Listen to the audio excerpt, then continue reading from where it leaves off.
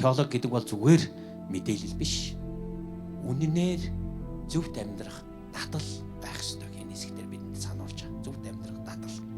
Өөрөөр хэлбэл зөвхт амьдрах дадлыг 7 дугаар ишлэл дээрээс яаж харж бодж байна гэхээр зөвийг үйлдэгч гэж яахан сануулсан. Зөвийг үйлдэгч гэж. Тэр энэ хэсэг дээрээс харах юм бол зөвийг байнга давтан үйлддэг хүний тухай ярьж байгаа. Зөвийг байнга давтан үйлддэг хүний тухай. Гэтэл мэхлэгдсэн теологийг зөвхөн бусдад заах, мэдлэг гэж ойлгох хандлагатай хүмүүс бол ихэнхдээ амьдралынх нь зөвийг үйлдэх дадал биш. Христийг ярьж байгаа хэрнээ, сайн мэдээг ярьж байгаа хэрнээ, Бурхны үгийг тунхилж байгаа хэрнээ амьдрал нь ерөөсөө өөрчлөгдөхгүй хүмүүс бас байх. Тэгэд мэхлэгтэй тийм. Ярьж байгаа хэрнээ өөрийнх нь амьдрал дээр үр жимс ерөөсөө гардаггүй.